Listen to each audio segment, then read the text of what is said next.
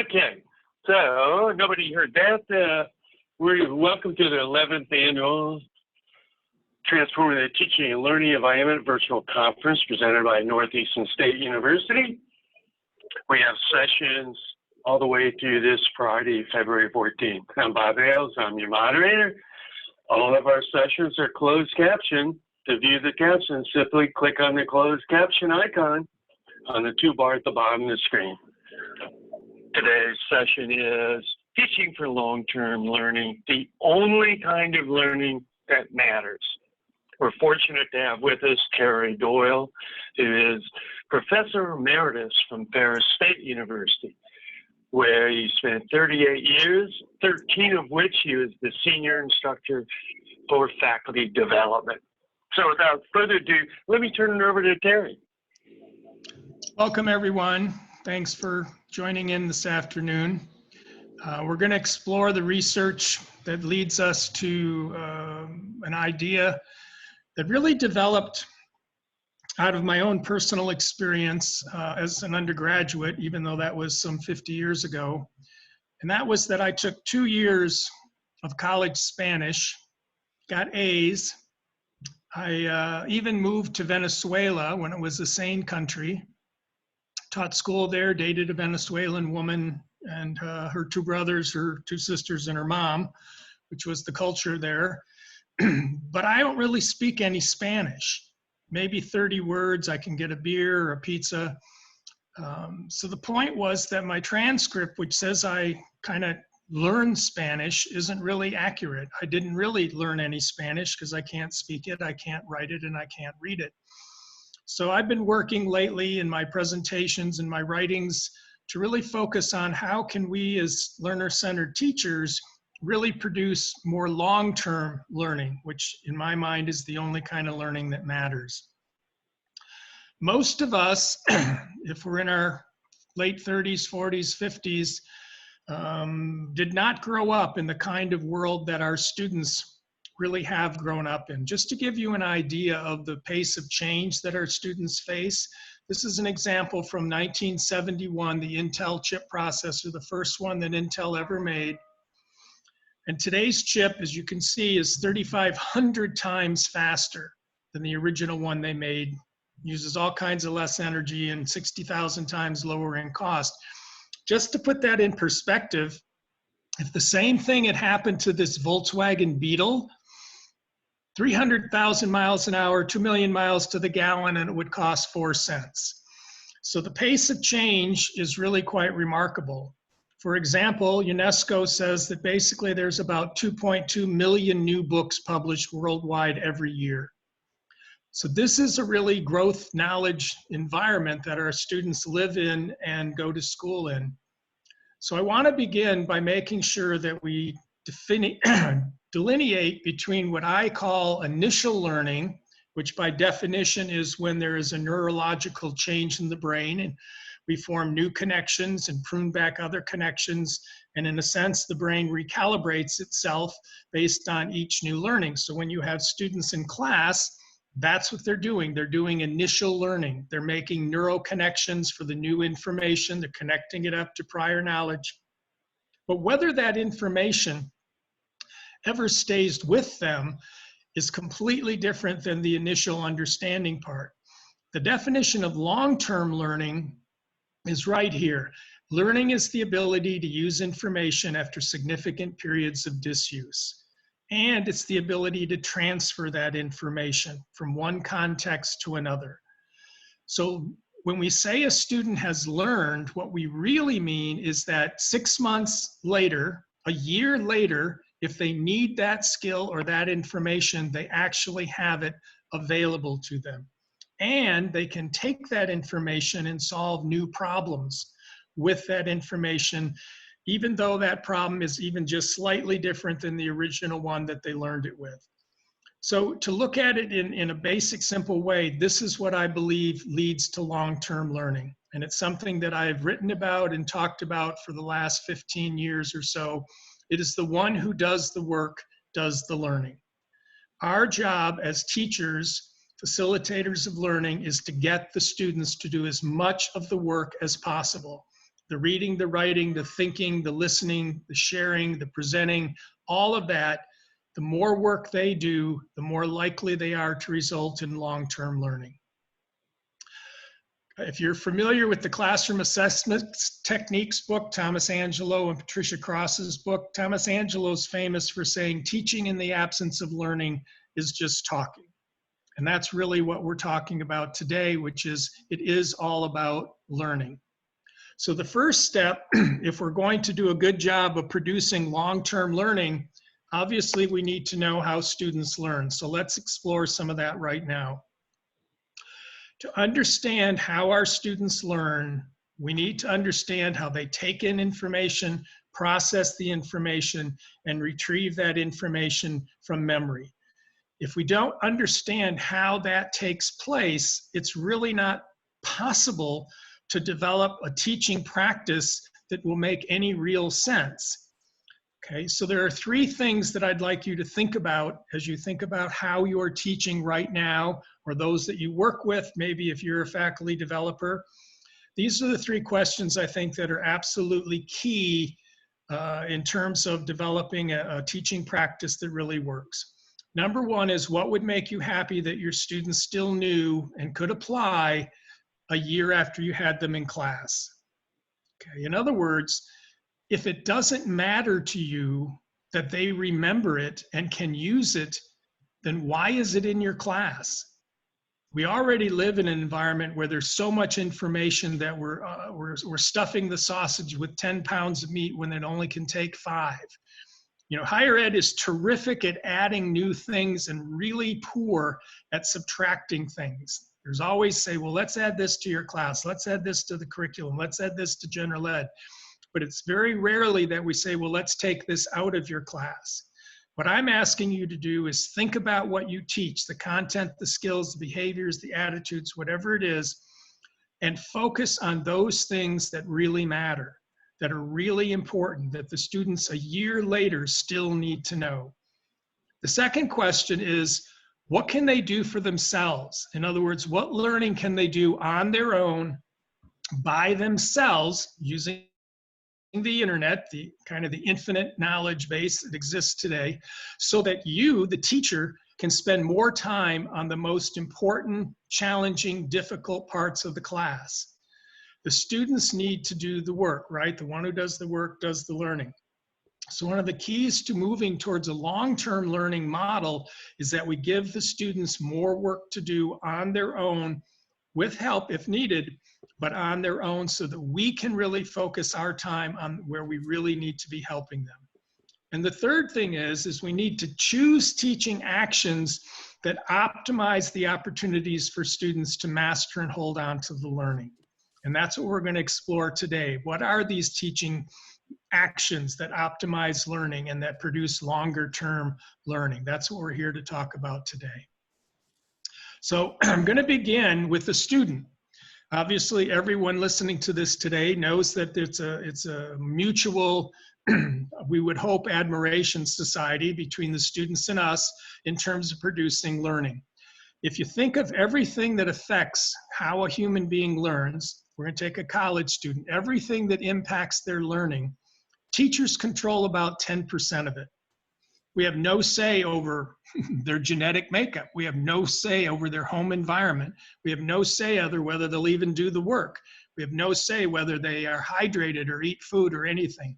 So I'm going to go through 4 basic things that every student should take responsibility for in order to get their brain to work at an optimal level. And we need to help them by sharing this information with them. Number 1 is pretty simple. They need to stay hydrated. Even mild hydration alters the brain's ability to learn. It affects our moods, our energy levels. We get tired, we don't think as clearly, and it's not that hard to be mildly dehydrated.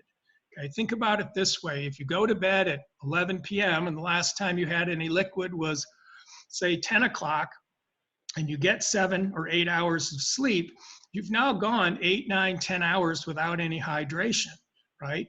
And you've lost weight or water while you sleep. The research suggests that we may lose as much as 2 pounds of water just through normal respiration while we're sleeping. So the message to students is very simple. When you get up in the morning, have something to drink, 10, 15 ounces of some kind of beverage, coffee, milk, tea, water, juice, whatever. Almost everything is made of water anyway. Men need about 125 ounces, women about 91 ounces. The whole idea of drinking 8 glasses of water a day is kind of nonsense. We need to drink when we're thirsty, and we need to stay hydrated, especially when we get up in the morning. The second one is equally as easy. Your students simply need to understand that the energy source of their brain is glucose, which comes entirely from their food. They don't eat, the brain doesn't have any gasoline to run its engine. Okay, and it isn't just eating, it's the contents and the timing of the meals. We need to communicate to students that they need to eat before learning, and they need to eat a balanced diet. I'm not saying that they can't have a Coca-Cola or a energy drink, but I'm saying is that if they don't balance that with some protein and some carbohydrates and some vegetables and fats and all of those kinds of things, then they're not producing the kind of continual glucose supply that their brain needs to be optimized during learning. The third one is if you're familiar with John Ratey's work, especially Spark, the Revolutionary New Science of Exercise in the Brain. He says exercise is the single most important thing a person can do to improve their learning. Let me explain why. Number one is exercise directly stimulates the prefrontal cortex, the part of the brain that helps students focus, concentrate, organize, and plan. If you were to sit down and say, gosh, what 4 things would be great if my students could do it, would be probably focus, concentrate, organize, and plan. In addition, exercise produces increased amounts of the neurotransmitters noradrenaline, serotonin, and dopamine. These are the neurotransmitters that produce motivation, patience, mood, more optimistic, and the ability to pay attention. Students literally can stay on task longer, are more motivated to learn, pay better attention when they've exercised. The other thing we've learned since 1999 is that when you exercise, your brain produces BDNF, brain-derived neurotrophic factors, many neurotrophic factors in the brain. This particular BDNF enhances the wiring of the neurons. Let me put it this way, it literally makes learning easier. It makes it easier for the neurons to wire together, which is the underpinning of all learning. John Ratey described it as miracle grow for the brain. BDNF also acts as a protector of the brain. It reduces the effects that stress has on the brain. So in all, exercise is an incredible benefit for student learners. I want you to take a minute, look at this slide if you would, and just read it for yourself.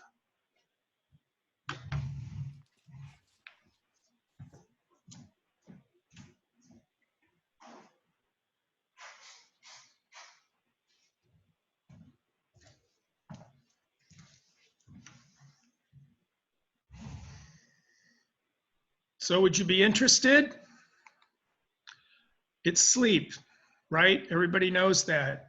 Sleep is one of the single most studied and documented areas of research that we have now in related to learning. 17,000 studies have been done about the effects of sleep, a lot of them on the effects of sleep on the brain and learning and its health. So what do your students need to know? They need to know, one, that they need 7 to 9 hours of sleep each night.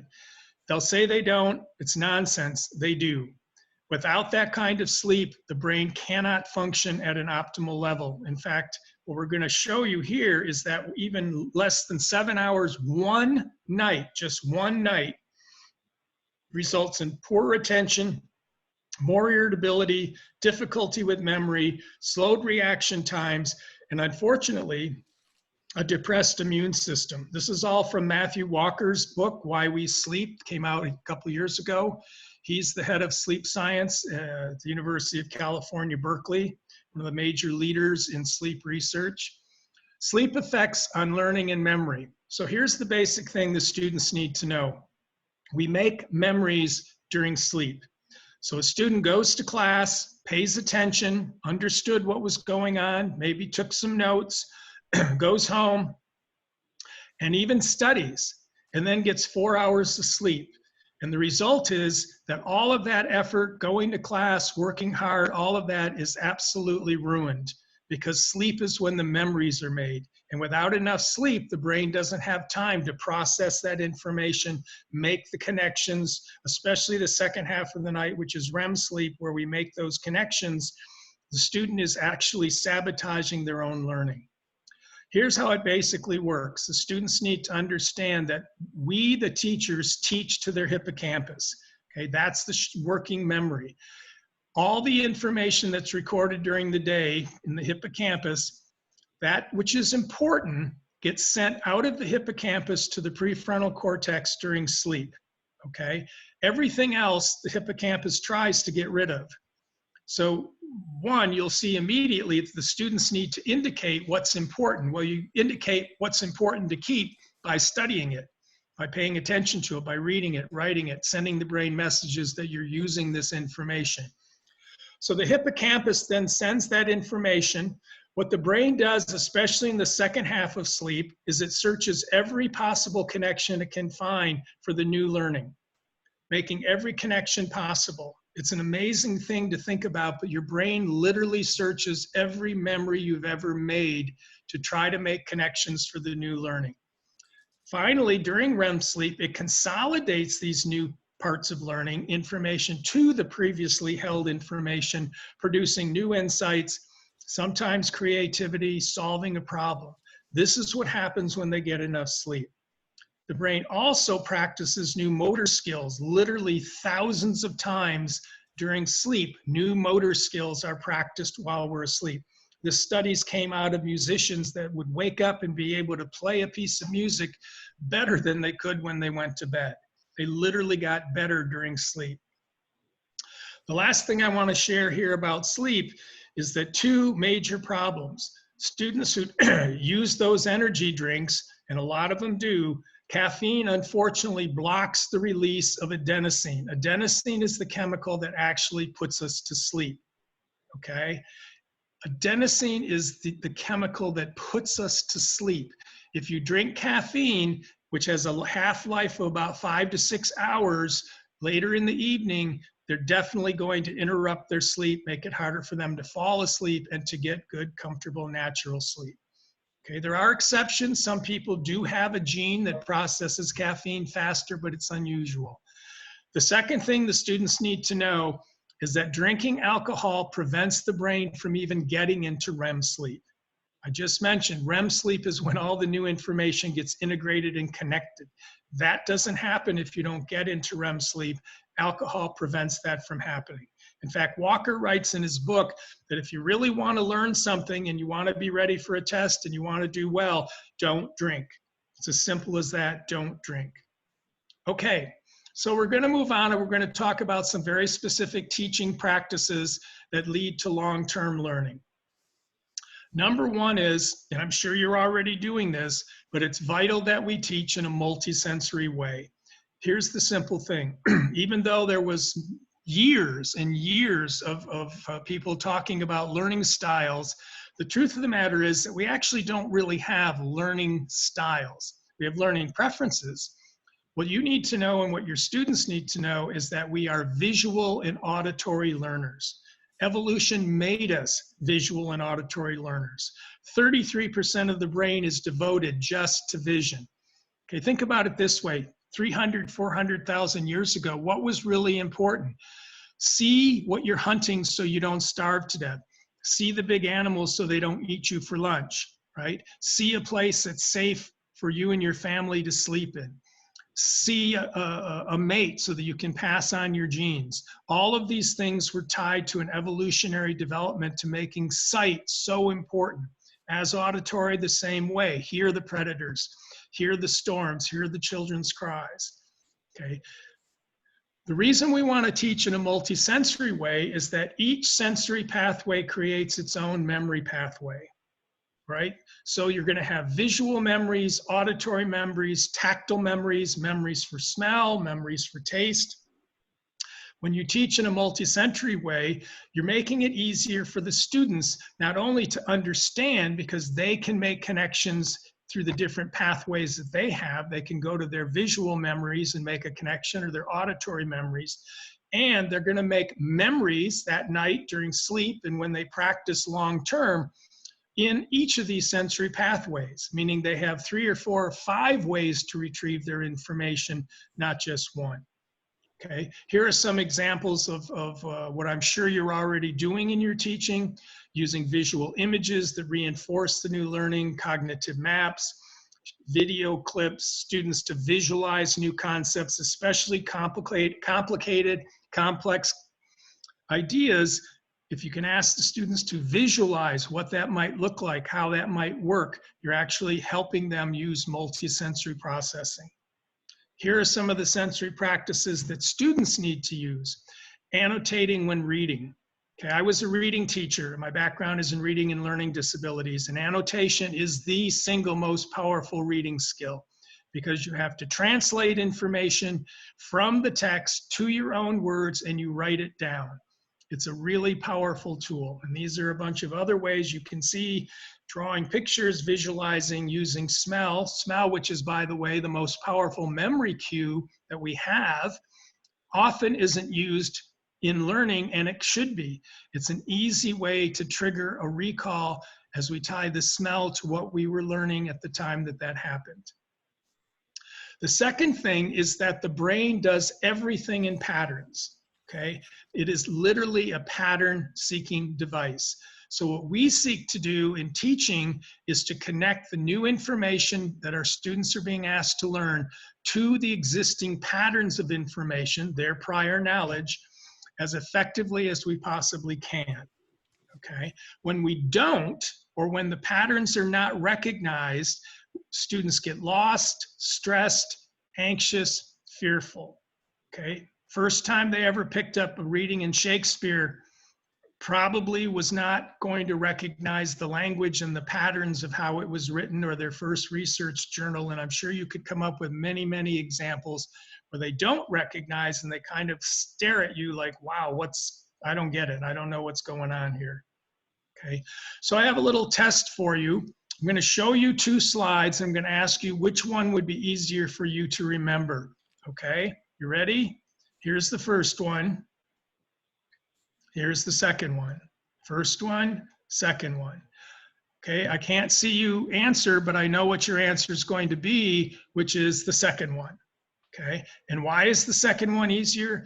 Because I've taken this large number that has no meaning, it's not a big number, it's not a phone number, and I've inserted it into a familiar pattern. I've chunked it into 3 pieces of information rather than 10 unrelated pieces of information. That's the art of teaching. The art of teaching is taking new information and placing it into patterns that are recognizable for the student. And we'll talk about those in a minute, which makes learning so much easier. Okay, I'm going to give you another chance. I'm going to show you some information. I'm going to ask you to find the pattern. Okay, here we go. Okay, I know somebody has to have found it by now. Ready? Here it is. Whoop. Sorry. It's MLB, NRA, MTV, CNN, CBS, right? All acronyms. By the way, NRA stands for the National Reading Association. Okay, everybody got that? National Reading Association. So what did I do? I cluster information like I did in the phone number. And this is how patterning is done in teaching. We cluster information into groups that share a commonality. If we look at the graphic here, the writing process, we've got the research part of it, the pre-writing, the first draft, the revision, the proofreading, the publishing, but they all share something in common with the other parts that make them up. It simply becomes a much, much easier way to deal with new information. Okay. The other things that you'll find is when you ask your students to read text material in college, there are defined patterns in virtually every textbook that's ever written. 90% of the time, the first sentence of the paragraph is the main idea. That's done on purpose. It's not supposed to be a mystery. Here's what I want you to know. Main ideas are followed by details and then examples. And your students may want to know that on average, about half of a textbook is made up just of examples. So if you understand the main idea, in theory, you really wouldn't need to read the example, which is why some people read so much faster than others. It isn't that they go faster, they just skip over things they already know. So these are the common patterns used in teaching. These patterns, if these students went to school in the United States, these are the patterns they have been using since preschool. Similarity and difference, cause and effect, comparison, contrast, and perhaps the most powerful of all is their own words. Let's look at this research. Dunlosky and his colleagues took a look at 10 different learning strategies, okay? And what they found is that the strategies that required the learners to put things into their own words resulted in better learning. Every time that you ask the student to translate what you're teaching them into their own words, you're aiding their long-term learning. You're aiding their ability to hang on to that information in a more powerful way. Their words are the easiest words for them to recognize. They've been using their language since they were 2 years old. Okay, so what does that mean? It means in class, when we're asking questions, the powerful questions are, give me an example of that. Put that into your own words. Okay, I want you to explain to me in your own words what I just taught you. Two things happen. One is you're advocating a way that deepens the learning, and two is you're finding out if they actually understand. If they can't do that kind of translation, they don't understand it yet. Okay, so now let's talk about memory. Okay, long-term memory, that's what I'm after in this presentation. Here's the big thing for students to know and for us to know as teachers. The initial encounter that you have with new learning has the single biggest impact on whether it gets remembered. Students don't understand this. They don't recognize this. They don't pay attention often in class, and as a result, they miss out on what is really the most powerful time in which memories begin to be formed. Here's what happens. The same neural pathways that are being created in their brain when they're paying attention and learning new information become the same neural pathways for the memory. So the brain doesn't reorder and shuffle things around. Whatever neural connections take place when they initially encounter that information, that's going to be their memory trace, okay? Which means the more they pay attention to, the more emotional they make it, the more detailed they make it, the more likely they are to be able to hang on to it, okay? So when they elaborately encode the information, the memory gets stronger. So learning needs to be detailed, multifaceted, and emotional. These things will lead to them being able to hang on to this information in a longer way. Okay, so what else leads to long-term recall? The more memory pathways the student forms, the more likely they are to hang on to that information. How do you make more memory pathways? By elaborating the information, writing it, reading it, thinking it, singing it, drawing it, being questioned about it, taking quizzes on it, or practice tests. All of those things form separate memory pathways, okay? Using multiple senses, as we've already talked about. And of course, practice over time. Distributed practice is the #1 factor in whether or not long-term learning takes place. You have to practice it. Every time you practice it, the brain makes the memory stronger and faster, stronger and faster. And lastly, you have to want to remember it. Remember I said the brain only makes memories for what's important. We have to tell the brain what's important because the student has to want to remember it in order for the brain to take action. Okay, so let me ask you this question. Do you know the lyrics to songs you do not want to know the lyrics to? My wife and I had our 18-month-old granddaughter at our house this summer for about 6 weeks. I, unbeknownst to the existence even of Baby Shark, now cannot get Baby Shark out of my brain, okay? Baby shark, mama shark, grandma shark. If you don't know this one, maybe you don't have grandkids or little kids, but look it up. It's a phenomenon. So what's the point? I want you to think about it in this educational way, okay? 1, I did not take a class in Baby Shark. Number 2, I do not want to know the lyrics to Baby Shark. 3, I never had any homework or an assignment related to Baby Shark. I never took a test on Baby Shark, okay? I don't even like Baby Shark. I know it perfectly. This is the power of distributed practice. This is the power of repetition and this is what happens when we are exposed over and over and over. So one of the things that produces long-term learning is getting students to revisit the information over and over throughout the semester. Well, how would you do that? Well, one of the most easy ways to do it is you make each exam a comprehensive exam, or a cumulative exam, which means exam 2 goes back and tests some of the really important things that were on exam 1. Exam 3 tests some of the really important things that were on exam 1 and 2. What you're doing is you're causing the students to have to go back and relearn and revisit and remember the information from the first 3 weeks, the second 3 weeks, all the way through to the final. You will find, as the research has proven over and over again, that this results in long-term learning. Their final exam grades go up significantly because they've been, in a sense, forced to continually interact with the material over a longer period of time. Okay. Every time a memory is recalled, it gets stronger and faster. Distributed practice is the key.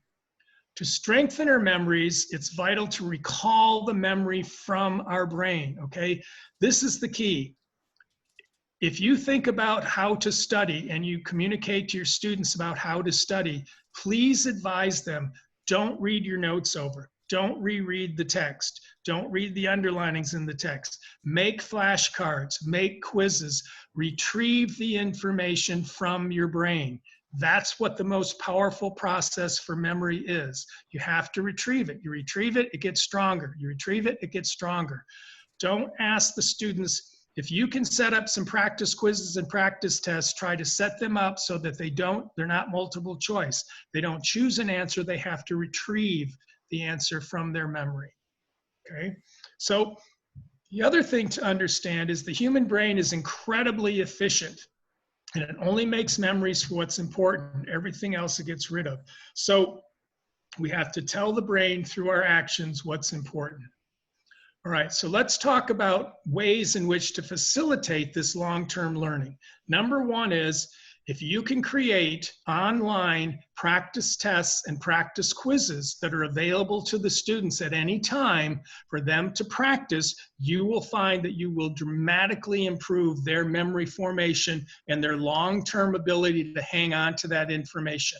Research has shown over and over that these types of tools result in deeper learning. In fact, many of you already know this, but in many ways, the test itself becomes the most powerful learning tool that we have because students pay attention to it and study for it. Well, these practice tests give them instant feedback, make them recall the information from their brain, and are perfect examples of producing long-term learning.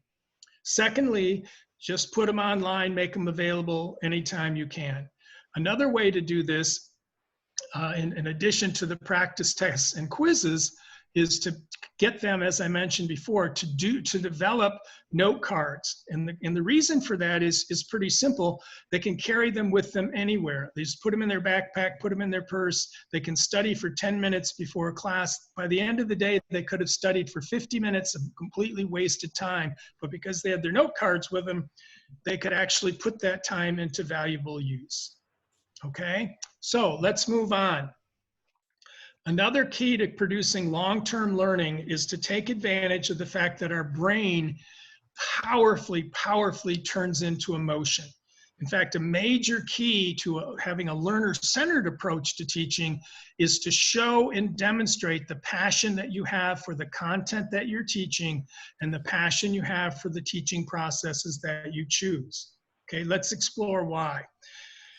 In neuroscientist Numena's research, she says emotion promotes brain synchronization. Literally, automatically allocating everyone's attention in the room to the same point of view. In other words, when you are excited, when you are emotional about the content, you are literally drawing the attention of the students to your ideas.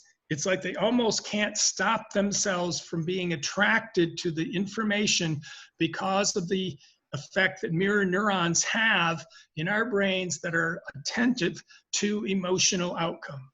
When we propose to share feelings, we literally synchronize the student's brain mechanisms that support the sensations and the motor planning to act upon the new information. Okay. This is what's come out of the research on mirror neurons. We know emotion is a powerful, powerful part of our memory. We need to take advantage of it in our teaching. So when we help the students to see the emotional aspects of our content, and we do that through the examples we use, the stories we teach, the analogies we use, the applications, we create deeper learning, which leads to long-term learning. Okay. The simple fact is that if we get excited, they get excited. Now I'm 68 and I don't have a good left hip, so I do not get up on the desk anymore. Okay. But it wasn't without my interest of getting up on the desk and dancing around if that's what it took to get my reading students to pay attention. Okay. And I wish I could still do it, but the hip gives me some issues. So what else do we know? We know that if we tap into the emotional aspects of the content, okay, we know that the human brain evolved to pay close attention to emotional things. It's designed to avoid things that can harm us and to pay attention to things that are valuable. So when we make the information relevant, when we give clear explanations as to why we're teaching, we connect to the emotional pathway in the brain, okay? So what happens is, according to Sherratt, the Israeli neuroscientist, anticipation of good things elicits action. In this case, we're talking about actions taken to learn new information, okay? It is reward, not avoiding harm, that is most effective in producing learning. Rewards are simply more effective than punishment when it comes to learning. And rewards, I don't mean a donut or a candy. It's the reward that comes from self-satisfaction of understanding and learning something new, of doing it yourself, of moving yourself toward the kind of life situation that you want, moving yourself closer to graduation, moving yourself. These are the rewards that are built into the learning process. Okay. We also know that within the brain, we actually have an emotional, what we call an emotional engagement pathway. Okay. So in this pathway is dopamine. Okay, everybody knows what dopamine is. Well, a lot of times there's some confusion that somehow dopamine is the happy neurochemical. The truth of the matter is dopamine does about 50 different things in the brain. But one of the powerful things it does related to learning is it creates motivation. Okay, dopamine is what creates motivation to want to learn. Okay, without it, we wouldn't even be interested in learning or trying new things. Okay, so when you talk about people who are severely depressed, they don't want to get out of bed, what we're really talking about in part is they lack the motivation, they lack the dopamine that is necessary to motivate them to want to engage in new experiences. We get a lot of dopamine through exercise, okay? So what happens here is that in our emotional pathway, the emotional engagement pathway, it helps sustain attention. So you have these incredible abilities to produce this emotional connection with your students as a way to produce long-term learning. Okay, what else do we know? Well, we know that for 200 years, schools in America and around the world have had the whole construct of learning wrong. Okay, we learn when we are in motion much better than when we're sitting. Natural selection through evolution created a human brain that was in almost constant motion. Anthropologists, paleontologists estimate that humans moved at least 14 kilometers a day, every day looking for food. So we literally have a brain that is at its best when it's moving around rather than sitting. Now, sitting's good for taking notes. It is not optimal for learning. Studies show that students who are more active produce better focus, faster cognitive processing, and more successful memory retention, which is what we want for long-term learning. Okay, keeping our body active is not only good for our physical health, but it's necessary for our mental optimization of our brain's activity. Okay, even mild movement like balance balls or stationary bikes, all of these things. I had a classroom when I was still teaching that had 23 balance balls in it. I bought them, I put them in there. The student didn't want to sit in the desk. They could sit and bounce during the entire time class was going on. And I had students that might have been, in a kind way, they were bobbleheads. They were literally bouncing up and down the whole time that they were in class. I would also really strongly advise you to try walking discussion groups. Same thing, nothing changes, just like you'd get them in groups in class, except you let them go walk. Okay, I did this for the last 5 years of my teaching. It worked very, very well. I will tell you, the first time I did it, I was very concerned that the students would not come back to class. Okay, I gave them questions. I said, go take a 20-minute walk, stop occasionally, jot down your answers. So I followed them. And of course, I'm glad I did, because they actually didn't walk. They walked around the corner and sat down on the couches.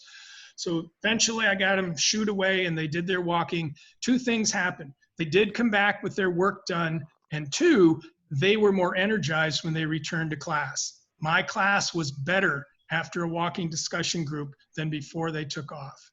Okay. The next thing I would advocate in terms of long-term learning is students have to have a clear understanding of why you want them to do the work. Okay, I've given you 3 examples that I believe are part of why college is valuable, because often that question comes up, why do we even need a college degree? Well, number one is that unless you become a lifelong learner, you're going to be unemployed. Okay, that's just the reality. For example, right now, 5 of the top 10 jobs in the United States didn't exist 5 years ago. We couldn't teach them in college because they didn't even exist. Colleges are trying to scramble to begin curriculums and teaching in these new areas that just come almost overnight. Secondly is, we want to help them gain employment. Okay, eventually the goal is for them to go to work. All right, and we want them to stay employed, and so we want them to be well educated and know how to learn to stay employed. And last, we want to help them meet their own personal survival needs. That could be their own self-development. That could be their marriage and children, their family. That could be their lifestyle. That could be their value system. All of those things are a reason for college. Here are the questions that I suggest, and you can have different questions that we need to be able to answer. Why do you want them to learn this, right? How does this advance their understanding, okay? Why is this even part of the degree? In other words, you're teaching a class. How come I have a humanities class and I want to major in surveying? Okay, we need to have really good answers for these kinds of questions if we want the students to actively participate. How does this class prepare them for their career? Okay, and another important question is, why are you, the teacher, doing less and they, the student, doing more, which is what happens in a learner-centered model, because the student is the one who has to do the work for the learning to take place. And the last question is one I would really think you may want to explore with your students when questions come up about why do we have to learn this? And that is, what would be the result if I didn't teach this? Okay, what's going to happen if you don't know how to do this? What's going to happen if you don't have this understanding? You know, what's going to happen in the next class if you don't know how to do what they expect you to be able to do? So rationales are really important. One of the main reasons from brain research that rationales are important is we know that the brain prioritizes constantly. Okay, it's always asking, why should I pay attention to this? If you're always competing with the brain saying, I'm bored, I think I'll go look on the internet and see if I can find some new shoes to buy. Okay, students are less likely to be bored when they understand why the learning matters. Okay, so what else works for long-term learning? Well, we all know that learning in a highly stressful environment isn't learning at all. And almost stress dramatically impairs learning. So some basic things that you already know, but I thought I'd throw them on here today. You have to try every effort you can to learn the students' names. Now, if you have 500 students, that's not going to happen. But if you have 25 students or 35 students, you need to know their names. Why? It sends a message of respect. It sends a message of connection. It sends a message of community. It sends a message of I value you. And even if not only their names, but if you can learn something about them, their hometown, their family, I used to go out of my way to look up their high school, okay, and to look up their mascot. And I did that because I'd freak them out when they introduced themselves. And I said, well, where'd you go to school? And they said, I went to this school. And I said, oh, yeah, that's located here, isn't it? Yeah, I said, and you guys are the Tigers, aren't you? And they'd like, how do you know that? Okay, I made the effort to do something like that. Secondly is you need to make students, as you already know, preaching to the choir here, you need to make them feel welcome. Okay, welcome in the classroom, welcome to this learning environment, welcome to this learning community. Okay, you need to promote a growth mindset. If you're not familiar with the idea of mindset, then you need to read up on Carol Dweck, D-W-E-C-K. Her work on mindset is vitally important to anyone teaching in higher education today. Her basic message to students is this: it's effort and strategy that lead to success. If we have you in college, we think you're smart enough to succeed. If you don't succeed, it's almost always because you didn't put in the effort and you didn't use the right strategies to be effective. In other words, you might have been lazy, you might have not paid attention. The other part of her message is that failure is to be learned from. It does not define who we are. Okay, I'm not a failure because I failed that test. I have to study better. I have to pay more attention. I have to get tutoring. It doesn't make me a failure. Okay. Lastly, it is so vital that we fix prior knowledge deficits, and here's why.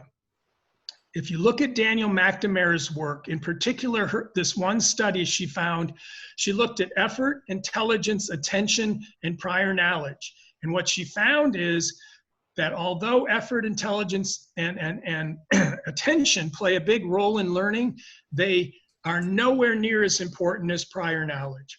If a student doesn't have the background that they need to understand what you're teaching, it doesn't matter how smart they are. It doesn't matter how much work, okay? I haven't had math since I was 16 years old. And the reason for that is I got an F+ in geometry when I was 16. Okay, F+. If you're not familiar with the plus, I went to Catholic school. The plus means I'm a nice boy. The F means I don't know any geometry. Okay, so Sister Rose Gerard, who gave me that F+, came back to me and said, Mr. Doyle, if I give you a C, will you promise never to take another math class? Yeah, absolutely. What a good deal. Okay, so here's the reason I told you that story. I am willing to work hard. I do pay attention. I think I'm a fairly intelligent person, but if you put me in a trigonometry class, I will be lost, okay? I don't have the prior knowledge to compete. Prior knowledge is everything. So the brain's goal is to find these patterns in prior knowledge.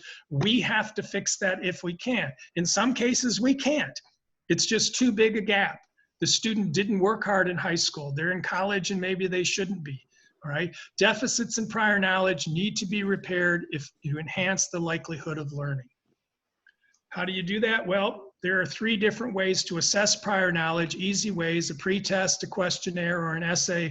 I suggest that you anticipate there's going to be prior knowledge deficits and either get a tutor set up or develop some supplemental work or put on some online learning activities. But if without doing this, you're setting those students up for a highly, highly difficult time in your class, okay? And I think we're running out of time. 2 more minutes. I'll finish up with feedback, which again is something you know a lot about, but if students don't get regular feedback, they have no way of knowing how to fix their errors or how to continue doing the things that they're doing well. Right? The value of feedback is in improving their learning if it's given quickly and it's given in a clear, recommended way. In other words, don't say excellent work. Say, these are the things that you did. Your sentence structure was excellent. Your transitions from paragraphs was excellent. Your use of vocabulary was excellent. That's meaningful feedback. That's something I can rely on. If you tell me I'm excellent, it makes me feel good, but I didn't learn anything. Almost over. So that's the presentation, and I can't tell you how thankful I am that you took the time out of your day to tune in to this presentation. I hope you found something valuable for it. I've been doing these for the last 30 years, so I enjoy them myself, so thank you. Thank you. We definitely found it valuable. I'm sorry, I interrupted. Go ahead. Cam, were you Thank saying you something? so Were you much. going to say something? Go ahead. Thank you so much. This is useful. Oh, Can you send us your PowerPoint slides? What's your Of email course. address? Of course. Can you give us your email address? Sure. You ready? Doyle, D-O-Y-L-E-T, at Ferris, F-E-R-R-I-S.edu.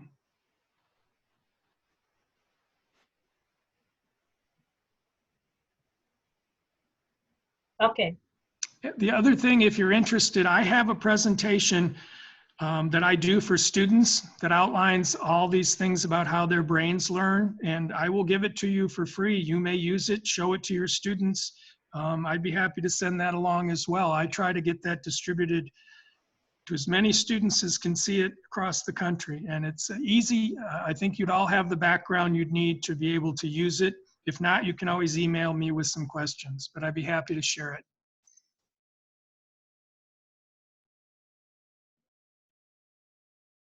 Anything else? That was great. Thank you, Terry.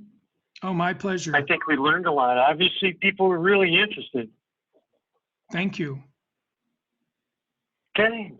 Well, we'll conclude this session, and then the next one will start in about 5 minutes or so. Thank you. Thanks, everybody.